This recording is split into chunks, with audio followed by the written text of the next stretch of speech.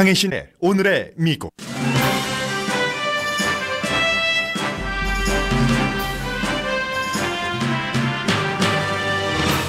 강경화 외교장관이 한미 정상회담을 앞두고 한 발언을 미국이 주목합니다. 미국과 합의한 사드 배치안을 취소할 뜻이 없고 개성공단은 적절한 시기에 오픈한다는 입장 발표입니다. 큰 도전이 될 한미 정상회담의 성공 여부는 트럼프 대통령의 문재인 대통령에 대한 첫인상에 달렸다고 워싱턴 포스트가 전했습니다. 문재인 대통령을 좋은 사람이라고 느끼면 트럼프 대통령은 문 대통령의 말을 들을 것이라는 지적입니다. 트럼프 대통령이 정상회담에서 문재인 대통령에게 한국에서 사업하는 미국 회사를 공정하게 대우하라는 요구를 해야 한다는 목소리가 미국에서 크게 들립니다. 북한 지도자 김정은이 도널드 트럼프 미국 대통령을 히틀러에 비유하고 미국의 아메리카 퍼스트는 나치 수용소보다 더 잔혹한 현실이라고 비난했습니다. 한국을 포함한 세계 37개국 국민은 트럼프 대통령이 러시아 대통령이나 중국 주석보다 세계 이슈에서 잘못 대응하고 있다고 생각합니다. 당연히 미국에 대한 호감도도 크게 내려갔습니다. 공화당 상원의 헬스케어 개혁안이 통과될 확률이 하루 사이에 더욱 줄어들었습니다. 트럼프 대통령의 여행금지 행정명령은 부분적으로 살아났습니다. 미시시피강 서부에서 가장 높은 한진그룹 소유 위셔 그랜드 센터에 대한 기대를 LA타임스가 전했습니다. 캘리포니아주가 미국에서 처음으로 세계 160개국에서 판매되는 제초제에 암을 일으키는 성분이 있다는 표시를 하라고 규정했습니다. 미국 어린이들이 경찰을 어떻게 대해야 하는지를 가르치는 과목을 필수로 정하는 주정부가 늘어납니다. 미국 텔레비전 작가들이 고통받고 있습니다. 정치인의 행위가 너무 드라마틱하기 때문입니다. 여러분 안녕하십니까? 오늘의 미국 강예신입니다. 이제 미국 날짜로 내일이면은 문재인 대통령이 도착을 해서 주말에 한국으로 다시 떠나게 되는데 뭐 여러 가지 내용들 많이 나오고 있죠. 여전히 당연히 지금 한국과 미국 정상회담에 아주 스페셜한 가장 중요하고 또 많은 부분을 차지할 이슈는 북한입니다. 오늘 워싱턴 포스트 아나 파이필드 도쿄 지국장이 서울발로 이 내용을 이제 보도를 했는데 플로리다주의 트럼프 대통령의 리조트에서 코지한 디너도 먹지 않을 것이며 햇살 아래 골프도 안 칠 겁니다. 그러나 이제 백악관에서 열리는 도전적인 정상회담 그만큼 이제 시리어스하다고 표현을 하고 있는데 북한에 대한 접근 방식이 두 나라 대통령이 다르기 때문에 사드에 대해서도 이제 어떻게 할 것인가 이런 부분이요. 그래서 사드에 대해서는 강경화 외교장관의 발언을 오늘 뉴욕타임스가 크게 보도를 했습니다. 이번 정상회담은 누가 뭐라고 하더라도 여러 가지 이슈에서 큰 그림 그리기인데 그 큰 그림을 그리면서도 마찰이 있는 곳에 집중할 것, 당연한 지적이죠. 이런 것들이 한국의 서울에서 보도를 했기 때문에 아나 파이필드 특파원이 아산연구소에 한미 관계 전문가의 말을 인용을 해서 쓰고 있습니다. 어떻게 두 사람이 공통점을 찾아서 이것을 좀 해피한 스토리로 만들 것인가 하는 것인데 문재인 대통령이 그동안 미국의 워싱턴 포스트, CBS 방송, 로이터 통신과의 인터뷰를 통해서 계속 강조한 점이잖아요. 우리는 북한의 핵파기라는 공통점이 있고 한반도의 비핵화 그리고 세계의 동맹이 더 강할 수 있다는 것을 보여줄 수 있다라고 얘기를 하는데 그런데 오히려 이 지적은 워싱턴 포스트에서 기사로는 좀 제일 주요 신문 가운데 처음 나왔다고도 볼 수 있는데 문재인 대통령은 그렇게 말하지만 그의 어드바이저들 문정인 특보 한 사람을 얘기하는 게 아니라 어드바이저들은 좀 대통령의 말과 다른 입장도 얘기를 한다 하면서 이제 문정인 특보의 얘기요. 이제 북한이 핵 활동을 중지하면은 미국과 한국의 군사 활동도 조금 줄이는 것이 대통령의 마음속에 머릿속에 들어있다 하고 이제 문정인 특보가 윌슨 센터에서 했잖아요. 이 발언을 지금 워싱턴에서는 가장 그 문재인 행정부에 대해서 두려워하고 있다. 청와대는 거리두기를 했습니다. 대통령도 CBS 방송과의 인터뷰에서 문정인이라는 그 특별보좌관 그 사람의 개인 의견이다라고 했지만 개인 의견을 그 얘기를 했을 때도 실수로 한 것인가, 의도적으로 떠보기 하려고 한 것인가, 면역성 키우기 위해서 한 것인가, 또 몇 %씩이 섞여서 그 버무러져 있는 것인가 아무도 알 수 없습니다. 뭐 몇몇 사람들만 알겠죠. 그 점을 이제 워싱턴 포스트가 지적을 하면서 뭐 김대중 전 대통령 때부터 그 계속 이어온 그 이제 노무현 또 그 문재인 대통령이 좋아하는 햇볕 정책을 이솝우화에서 나왔다고 가르쳐 주는군요. 바람과 햇볕이 힘겨루기를 했다잖아요. 누가 더 센가? 여행자 그 나그네의 코트를 벗기기. 그래서 바람이 세게 몰아치니까 오히려 더 그 코트를 그냥 그 끌어당기고 있었는데 햇볕이 조금씩 빛을 비춰주니까 따뜻하게 해주니까 더워서 벗어버렸다는 그런 것. 그런데 이제 개성공단 오픈 이런 부분이라든가 북한과 동계올림픽을 공동으로 출전한 북한이 거부했죠. 이 내용은 그렇게 하는 것이 이제 문재인 대통령의 새로운 햇볕 정책이라고 하는데 이 트럼프 대통령은 김정은 그 국방위원장과 만나겠다고 하면서도 트럼프의 행정부에서는 굉장히 이제 최대의 그 압박을 북한에 그 가하는 것, 특히 오토 원비어 대학생이 숨진 뒤에는 그런 문제요. 그리고 이제 성주 주민 81살의 그 한 분이 이 평온한 마을을 사드가 뒤흔들고 있다라고 얘기를 하면서 제가 농사에 집중할 수가 없습니다. 이 미국인을 지켜봐야지 되잖아요. 지금 성주 주민이 하신 말씀을 싣고 있습니다. 사드가 어떻게 될 것인가 하는 것이 70년 한국과 미국의 군사동맹의 그 심장부가 흔들릴 수 있느냐 흔들릴 수 없느냐라고 이제 워싱턴 포스트의 한국 또 그 북한 문제에 정통한 그 애나 파이필드 특파원이 얘기를 하고 있습니다. 이게 만약에 배치하지 않으면 한미 관계에 데미지가 될 수 있다는 그 얘기입니다. 그래서 이제 그 트럼프 행정부는 아직 그 한국 대사 그 지명하지 않았잖아요. 워싱턴 포스트는 빅터 차 전에 그 조지타운 대학교 교수 그리고 부시 행정부에서 국가안보를 그 담당했었던 사람이 지금 그 프론트 러너다라고 보고 있는데 이 정도로 어제 인도 총리를 만났습니다만은 인도 그 대사도 지금 지명하지 않았습니다. 아직까지 그 트럼프 행정부가 아시아의 여러 가지 이슈가 그 완전히 그 정리되지 않았다는 뜻도 되는데 이번에 문재인 대통령을 만나서 일이 잘 성사가 되면은 여러 가지가 그 빨리 많은 과정이 해결되거나 또 그 빨리 해결되는 쪽으로 이어질 수 있다고 전망을 하고 있습니다. 그래서 이제 그 트럼프 대통령이 시진핑 중국 국가주석을 만났을 때 인상도 좋고 믿음직스럽고 뭐 트럼프 대통령이 개인적인 판단이에요. 그래서 이제 그 시진핑 중국 국가주석으로부터 여러 가지 그 얘기를 그 들었다. 뭐 아주 그 공손한 입장을 표현을 했잖아요. 대통령 자신이. 그런 것처럼 이제 그 트럼프 대통령이 문재인 대통령을 만났을 때 첫인상이 어떤가?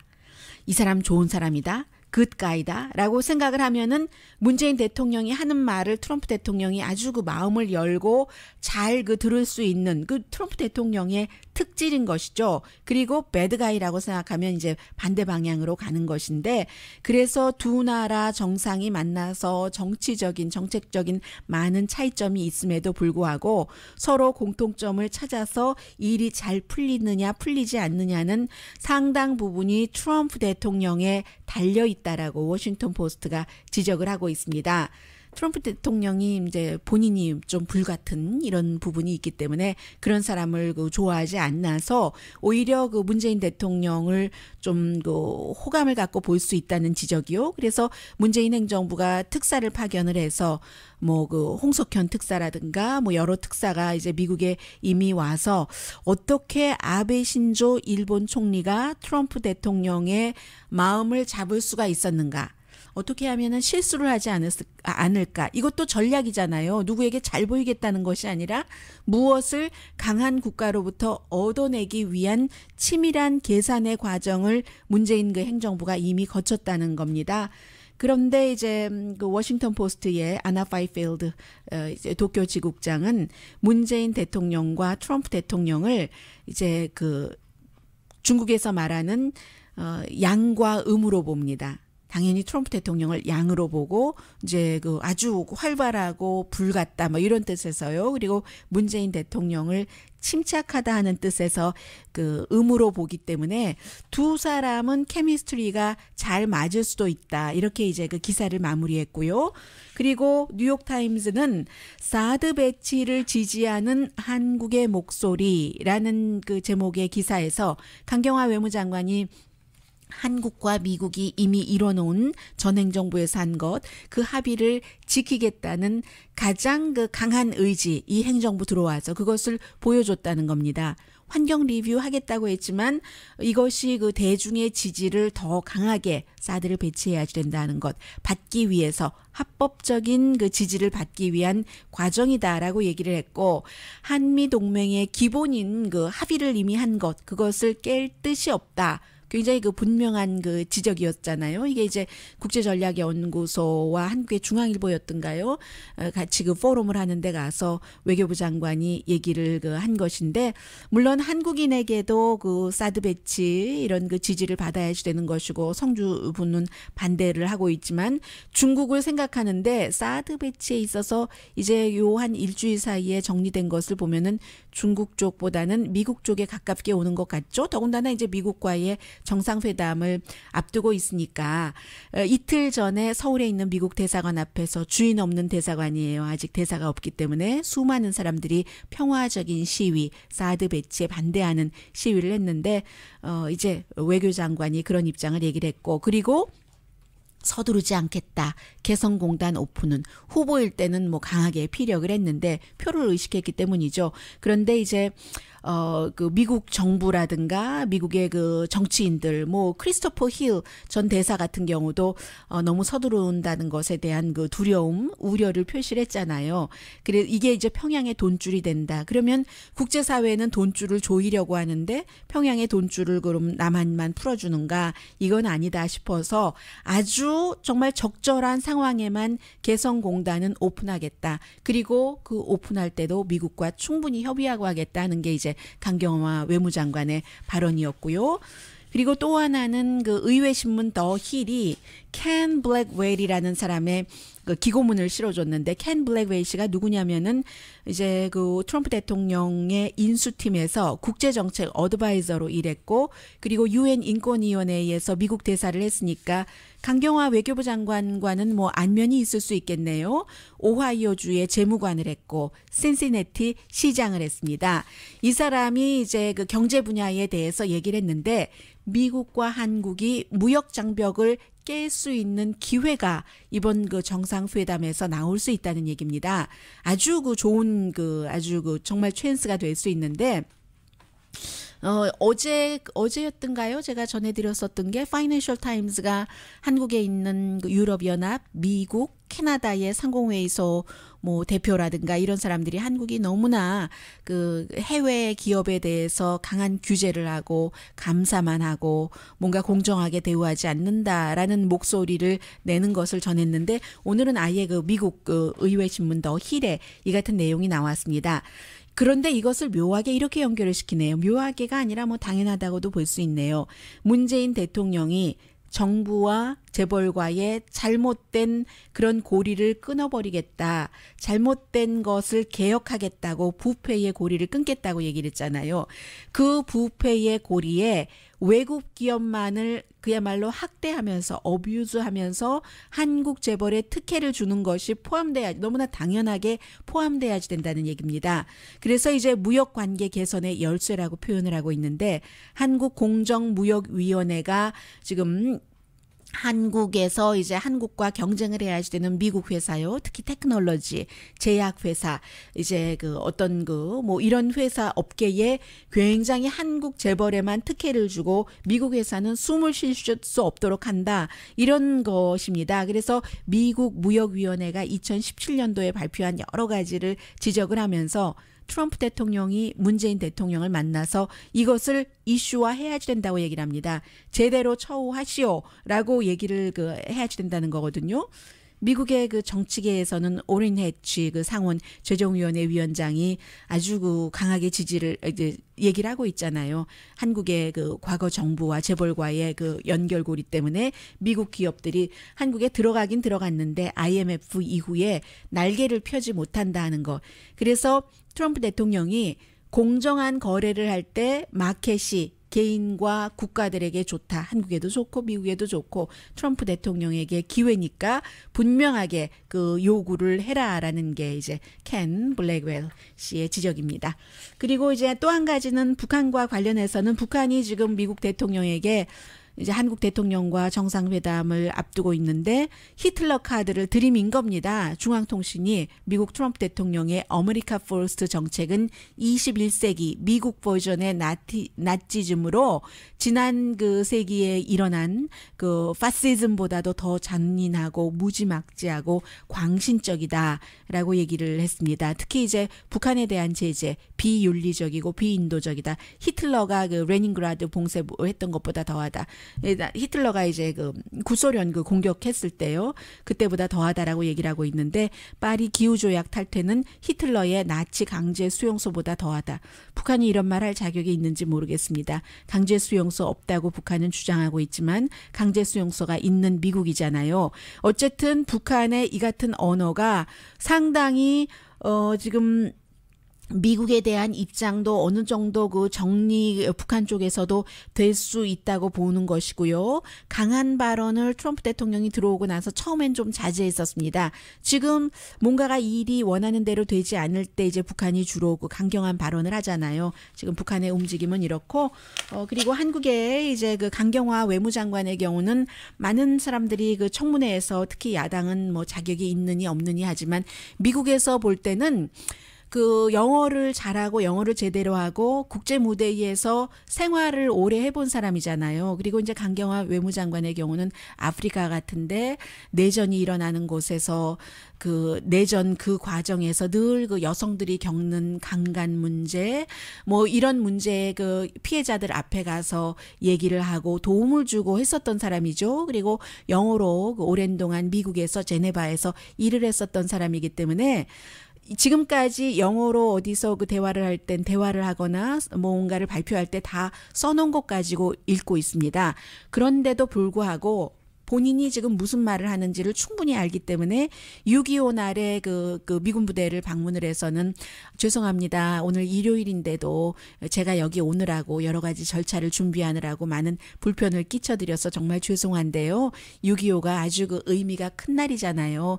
미국이 이제 이렇게 해서 북한을 막을 수 있었고 해서 제가 오늘 여기에 왔습니다. 이런 얘기를 하는데도 적어놓은 것을 읽는데도 굉장히 그 미군 뭐 군 장성이나 일반 그 군인들이 좀 쉽게 받아들였겠다는 그 아다르고 어다른 그런 거잖아요. 딜리버리에 있어서 영어의 딜리버리에 있어서 미국에서 볼 때는 이제 그런 좀 자연스러운 긍정성은 이제 요 며칠 사이에 장관이 되고 나서 충분히 부각된다고 보여집니다.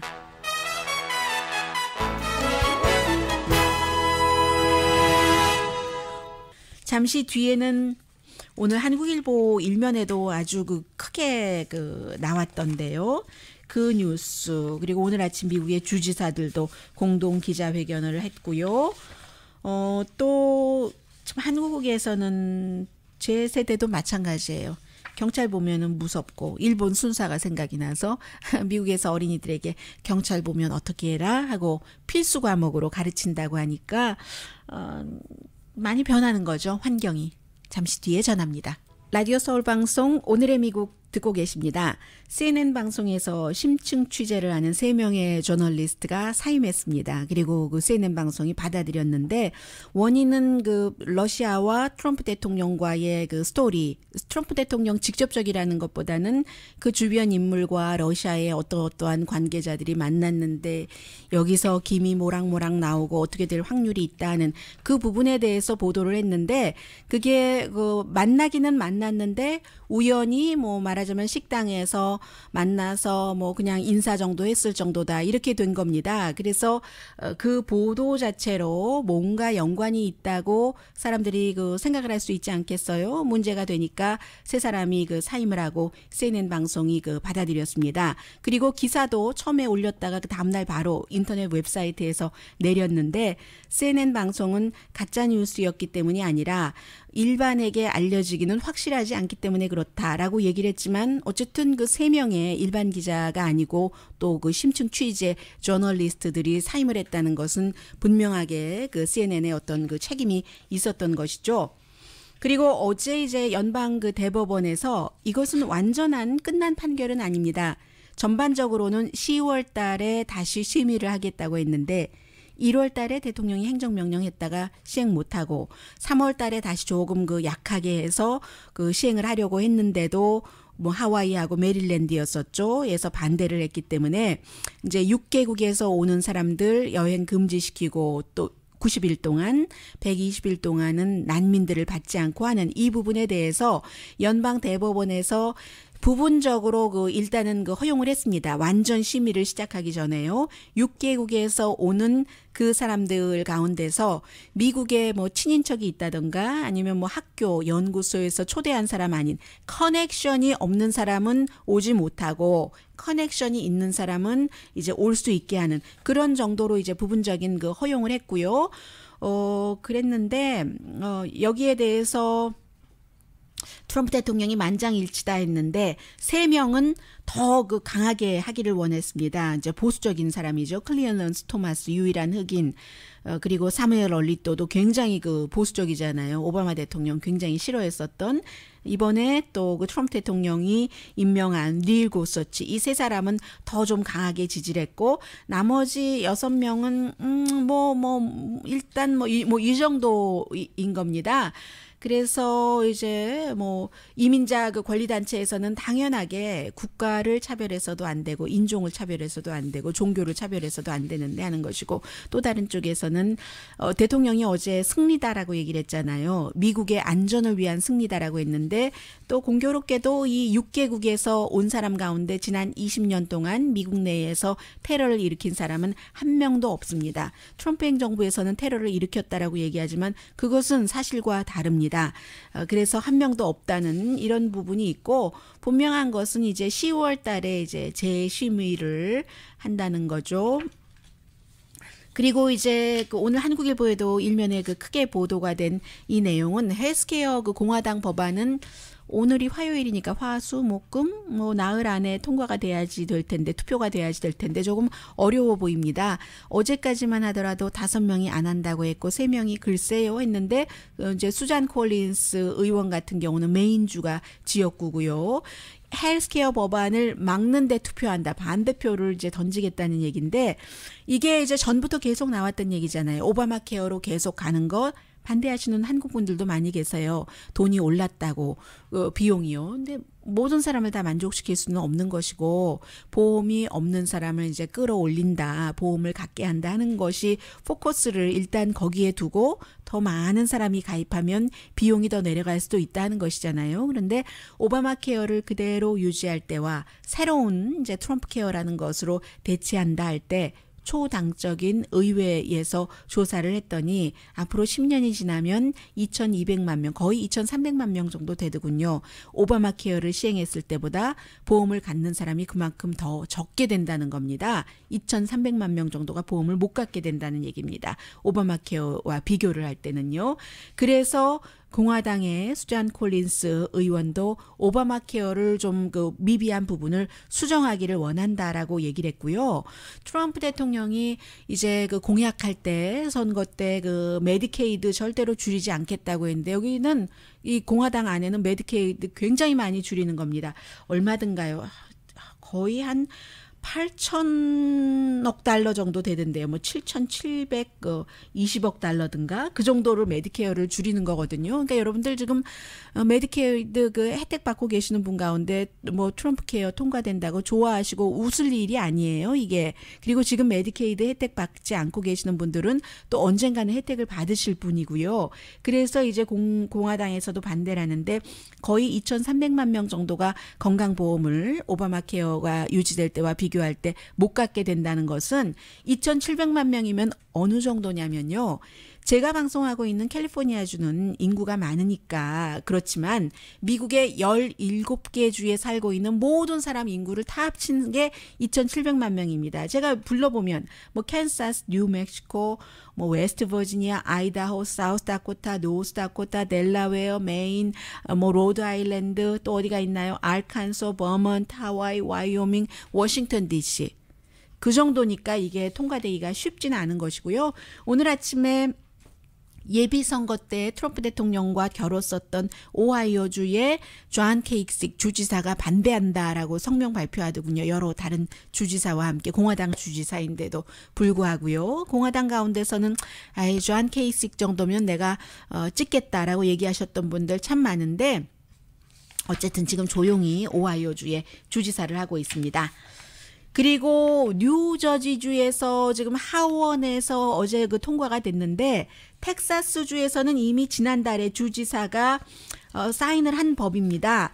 지금 경찰이 일반인들에게 총을 쏘고 경찰도 어려움이 있죠. 점점 총 갖고 다니는 사람들이 많아지니까 어떤 만일의 사태가 발생했을 때 본인의 신변을 보호하기 위해서도 총을 예전보다는 많이 쏠 수밖에 없습니다. 그래서 지금 어린이들에게 경찰을 대했을 때 어떻게 해야 되는지를 필수적으로 그 가르치는 그런 그 이런 법이 주 시정부 단위로 늘어나고 있는데 텍사스주는 하이스쿨 학생들에게 가르치기로 했고 뉴저지주는 12학년까지요. 어린이들에게 어떻게 경찰을 만났을 때 아주 매너 좋게 경찰을 존중하고 협조를 해야지 되는가. 그리고 더 중요한 것은 미국에서는 개인의 권리잖아요. 뭐 묵비권 행사할 권리부터 다 가르치겠죠. 그래서 어떻게 내가 경찰로부터 보호받을 수 있는가 하는 것이 하원에서 통과됐는데 76 찬성, 반대가 0입니다. 얼마나 이게 요구되는 법안이라는 거예요. 그래서 상원에서도 통과돼야지 되는데 76대 0이면은 당연히 통과될 것 같고요. 특히 이제 뉴저지주에도 브라운이나 블랙 학생들이 많으니까 에이시안이나 블랙, 경찰에 의해서 학대받는 인종은 미국에서 백인보다는 뭐 그 뒷문장 반토막은 제가 말씀드리지 않겠습니다. 경찰과 이제 서로 이렇게 존중하면서 이제 없어졌던 신뢰 같은 것도 많이 찾자. 결국은 부모가 집에서 가르치던 것을 학교에서 필수 교육을 한다는 겁니다. 부모도 모든 부모가 다 가르치지는 않습니다. 백인 부모는 백인 딸, 아들에게 이런 것을 아주 신중하게 가르칠 필요가 없는 것이고 흑인 부모는 일정한 나이가 되면은 아이들이 이제 경찰로부터 아주 그 몹쓸 대우를 받지 않게 하기 위해서 심각하게 정말 하기 힘든 얘기죠. 부모가 미안하겠죠. 자녀에게 내가 블랙이기 때문에 너를 블랙으로 태어나게 해서 미안하구나 아이야. 그러나 지금 상황이 이러니까 나쁜 경찰보다는 좋은 경찰이 훨씬 많지만 그래도 혹여 배드 애플이 있으니까 이렇게 해야지 된다. 좀 억울하게 생각이 들더라도 피가 치미로 거꾸로 치솟아 오르더라도 경찰이 말하는 거 다 듣고 무의식 중에라도 주머니에 손 가져가면 안 된다. 총이 있는 줄로 오해받을 수 있단다. 아가야 하는 것을 부모님이 했었는데 앞으로는 학교에서 하겠다는 얘기입니다. 잠시 뒤에는 오늘 제가 한 소설을 잠시 생각했잖아요. 그 소설과 친구를 또 이 기사 때문에요. 또 하나는 한국에도 아마 이 잡초제가 나가 있을 것 같아요. 160개국에서 팔고 있는 이 잡초제가 암을 일으키는 성분이 있다고. 캘리포니아주는 정말 프론티어 그런 스테이트예요. 그 성분 표시하라고 했습니다. 잠시 뒤에 전합니다.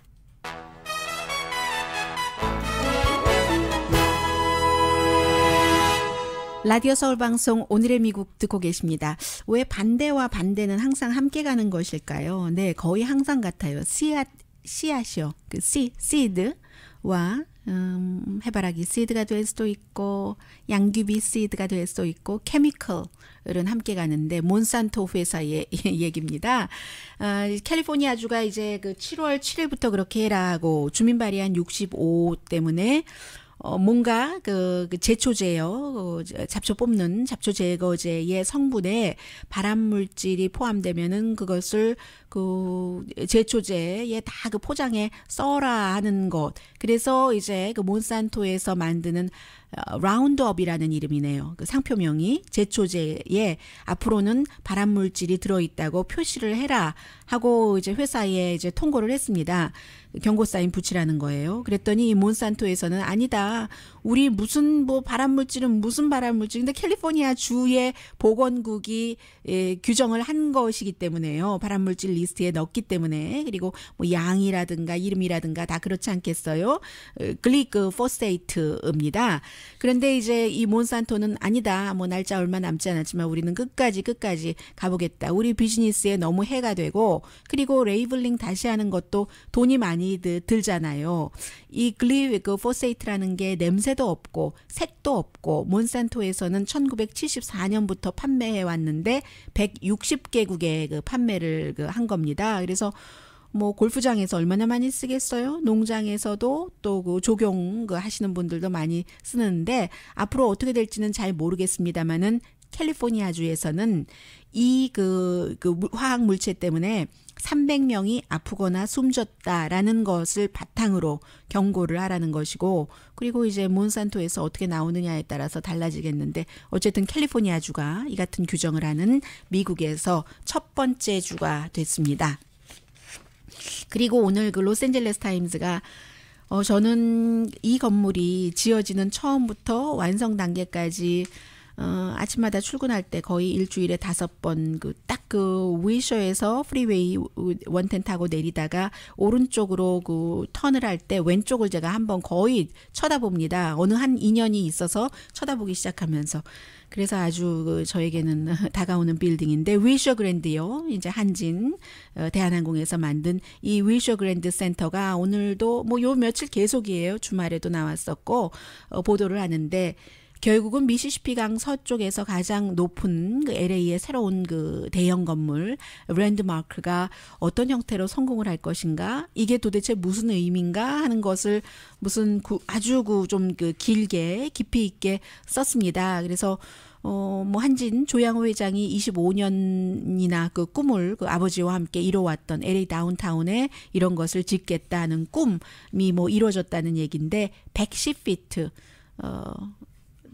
지금 그린라이트 밤에는 켜진다죠. 올림픽 색깔 가운데 하나 2024년 로스앤젤레스에서 올림픽이 유치되기를 꿈꾸면서 그런데 건축가는 뭐 데이빗 마틴 씨 이분도 뭐 할아버지가 그 시리홀 건축했고 아버지가 DWB 빌딩이 그 워러 앤 파워요. 조금 그 새롭잖아요. 환경적으로나 뭐로나 그 알코 그 타워도 지었고 해서 4년 동안입니다. 13억 5천만 달러를 들였는데 이제 이미 뭐 게스트 다 받고 있고요. 기대를 너무 많은 사람들이 하고 있는 겁니다. 21세기에 어떠한 그 디테일을 줄 것인가.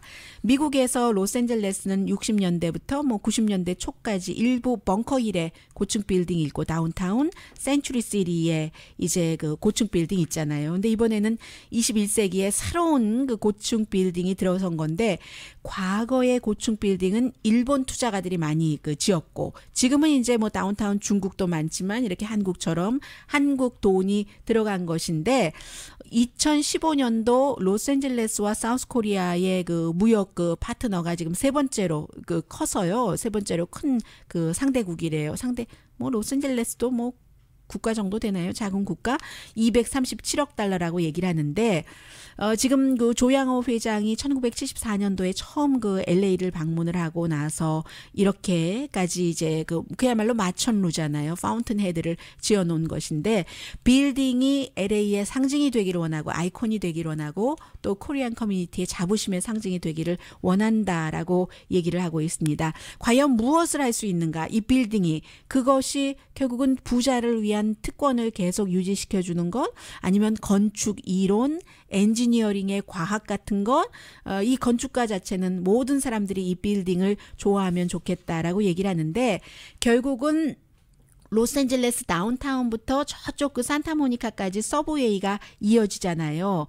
그래서 어떤 그 기능을 할 것인가 라는 것, 어떻게 그 조화될 것인가. 인구도 이제 2050년이 되면 로스앤젤레스에 150만 명 정도가 늘어난다고 하니까 시너지 효과, 거리와 거리, 사람과 사람의 여기도 또 이제 커넥션이 나오는 거죠. 해서 뭐 로스앤젤레스 타임스도 당연히 또 많은 코리안 아메리칸도 이 빌딩이 성공하기를 바라는 거죠. 오늘 로스앤젤레스 타임스에 실린 좀 긴 내용의 기사인데 제가 중간에 뭐 온갖 뭐 여러 가지 뭐 의미를 두고 하는 설명 같은 거 다 뺐습니다.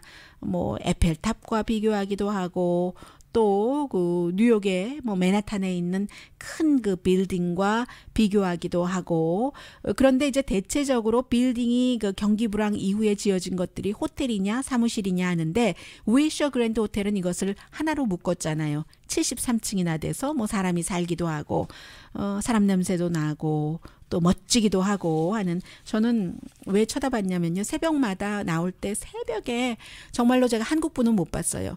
바닥에 그 기초 공사부터 뭔가를 손으로 해야지 되는 모든 것을 다 하는 공사 인부들이 그쪽으로 걸어가는 것을, 도시락 가방 들고, 비가 오나 눈이 오나 바람이 부나 뭐 그 정도로 바람 불고 비 온 적은 없지만 저는 늘 그 공사 인부들이 걸어가는 것을 뭐 거의 날마다 봤거든요. 지난 4년 동안. 그래서 이 빌딩에 좀 애착이 있고, 이 공사 인부들도 나중에 빌딩을 지은 사람과 마찬가지로 그 정도의 그 돈을 많이 가질 수는 없겠지만 행복하면 좋겠다, 그런 생각을 제가 빌딩 조금씩 올라갈 때마다 많이 봤고요.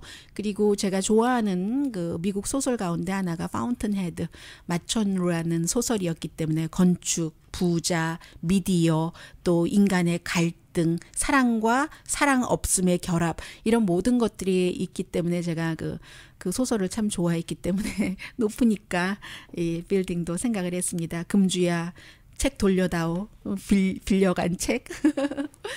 제가 소설을 읽을 때는요, 항상 소설 별로 잘 안 읽는데 다시 내가 읽으면서 줄쳤을 때 이 줄친 부분을 다시 읽겠다 하는 책만을 보거든요. 인간이 시간이 없잖아요.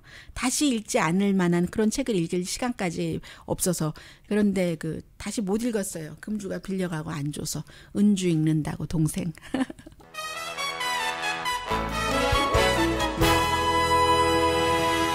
라디오 서울 방송 오늘의 미국 듣고 계십니다. 이 뉴스는 상당히 중요하고 세계 공통적인 뉴스 같은데, 35년 동안 조사했을 때 미국 대통령이 러시아나 중국 주석보다 러시아 대통령이나 신뢰받지 못하고 있었던 것은 처음입니다. 트럼프 대통령이 이제 취임 5개월을 만져서 37개국 4만 명을 대상으로 2월부터 5월 초까지 조사를 했는데, 미국에 대한 호감도도 49%로 많이 떨어졌고, 특히 이제 멕시코라든가 캐나다 같은 이웃 나라가 미국을 굉장히 싫어하고 트럼프 대통령을 싫어한다는 게 중요하고요.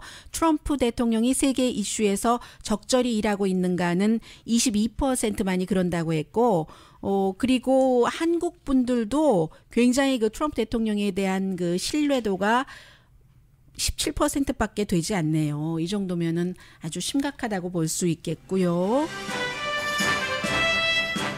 오늘의 미국은 뭐 나중에 나아질 수도 있고요. 미국 작가도 한국 작가들과 마찬가지로 도대체 드라마를 쓸 수가 없답니다. 워싱턴의 정치인들은 아주 쉽게 너무나 드라마틱한 것을 만들어내고 있기 때문에 고민하는 우리의 고통이 깊어집니다. 미국 작가들 얘기예요.